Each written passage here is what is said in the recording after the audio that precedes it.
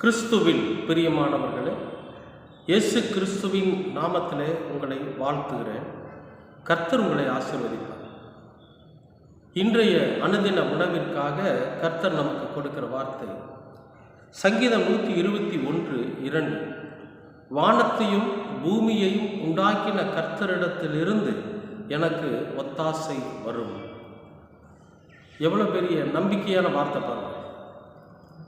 எத்தனையோ வேண்டுதல்கள் அங்கே சங்கீதக்காரனுக்கு இருக்கு, எத்தனையோ மனக்குழப்பங்கள் இருக்கு, எத்தனையோ தேவைகள் இருக்கு.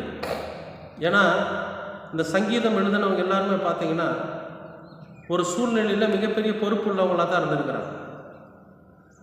அப்போ இவர்களுடைய எண்ணம் என்னவா இருக்குது அப்படின்றத இந்த வார்த்தைகள், இம்மானுவேலர் கொடுக்குற இந்த வார்த்தைகள் மிக தெளிவாக நாம் கடவுளுக்குள்ள பலனடைவதற்கு அது ஒரு அச்சாரமாக இருக்கு.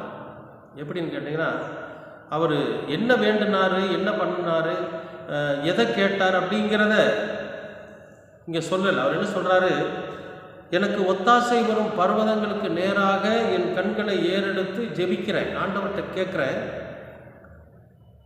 வானத்தையும் பூமியையும் உண்டாக்கின கர்த்தரிடத்திலிருந்து எனக்கு ஒத்தாசை வரும். அப்போ எவ்வளோ பெரிய நம்பிக்கை பாருங்கள். நான் யார்கிட்ட கேட்குறேன்னா, இந்த வானத்தையும் பூமியையும் உண்டாக்கின கர்த்தரிடத்தில் அங்கிருந்து தான் ஒத்தாசை வருங்கிற நம்பிக்கையோடு நான் அவர்கிட்ட கேட்குறேன். கண்டிப்பாக அவர்கிட்ட எனக்கு ஒத்தாசை வரும், உதவி வரும், அவர் என்னை கேட்பார், என்னுடைய வேண்டுதல்களை கேட்பார் அப்படின்னு சொல்லி ஒரு முழு நம்பிக்கையோடு இங்கே சங்கீதக்காரன் இந்த வசனத்தை பதிவு செய்கிறார். அன்பானவர்களே, நாம் நம்முடைய வாழ்க்கையில் ஏன் அப்படி ஒரு நிலையை நாம் ஏற்படுத்தக்கூடாது? எதுவாக இருந்தாலும் நாமளே ஒரு முடிவு எடுக்கிறோம் இல்லையா? ஏன் ஆண்டவர்கிட்ட கேட்டு ஒரு முடிவு எடுக்கக்கூடாது? வானத்தையும் பூமியையும் உண்டாக்கின கர்த்தர் இருக்கிறாரு, நமக்கெல்லாம் ஒத்தாசை வரும் அந்த இடத்துல இருந்து அப்படிங்கிற நம்பிக்கை நமக்கு ஏன் வர்றதில்லை சொல்லுங்க. சில நேரங்களில் நம்ம ஜெபிக்கிறோம், சில நேரங்களில் நாம் தூசிக்கிறோம், சில நேரங்களில் அவரை அரவணைக்கிறோம், சில நேரங்களில் விட்டுட்டு ஓடிடுறோம். இந்த இரு மனம்தான் நம்மை ஆண்டவரிடத்திலிருந்து வெகு தூரம் விலக்கி வைக்குது.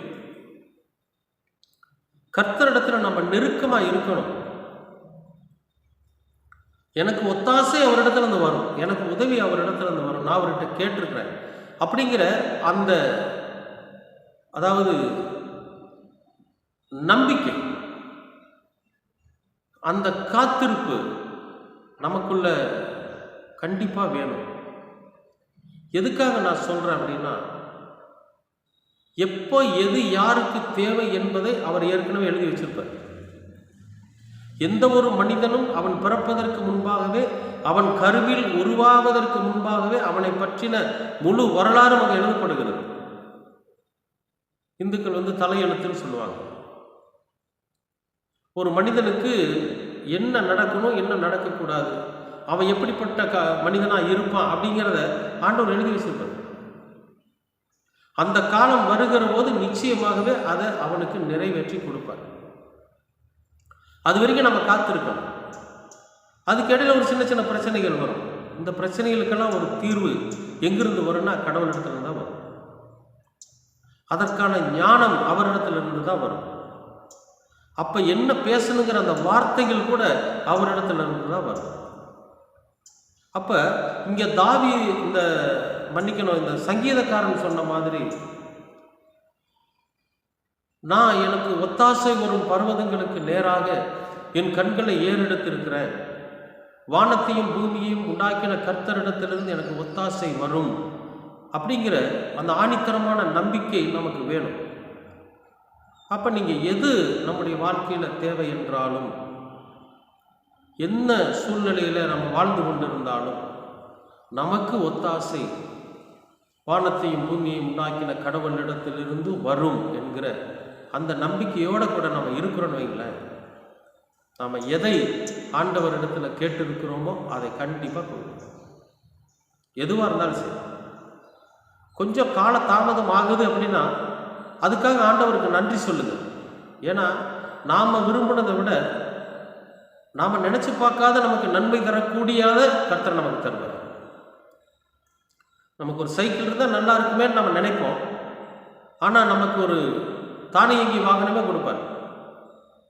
இதை விட அது உனக்கு இருந்தால் கொஞ்சம் பெட்டராக இருக்கும், அது இருந்தால் நம்முடைய தொழிலுக்கு கொஞ்சம் விரைவாக போக வர சரியாக இருக்கும் அப்படின்னு ஆண்டவருக்கு தெரியும், அவர் கொடுப்பார். அன்பானவர்களே, இந்த உலகத்தில் எல்லாமே அவர் கொடுக்கிறதா. அப்போ நம்முடைய எந்த சூழ்நிலையில் எந்த காரியமாக இருந்தாலும் ஒத்தாசை வரும் பர்வதங்களுக்கு நேராக உங்கள் கண்களை ஏறிடுங்க. அவரோட சமூகத்தில் ஜெபம் பண்ணுங்க, அவரோட சமூகத்தில் கேளுங்க. கேட்டு முடிச்சுட்டு அவரிடத்திலிருந்து எனக்கு ஒத்தாசை வரும் என்று காத்திருங்க.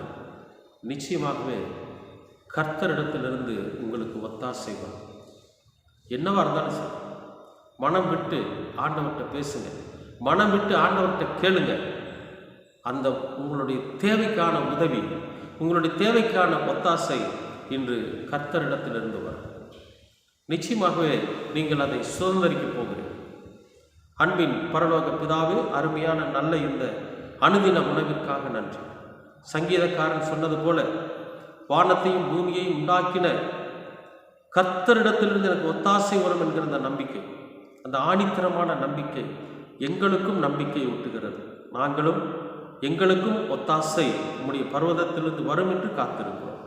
எங்களுடைய தேவைகளை, எங்களுடைய விண்ணப்பங்களை கேட்டு அதற்கேற்றாற்போல் உமக்கு சித்தம் உண்டான ஒத்தாசையை எங்களுக்கு அனுப்பி உதவி செய்ய வேண்டுமாய் உம்முடைய சமூகத்தில் கெஞ்சுகிறோம். எல்லாவற்றையும் இரட்சகராம் இயேசு கிறிஸ்துவின் வழியாய் கேட்கிறோம் நல்ல பிதா. ஆமென், ஆமென்.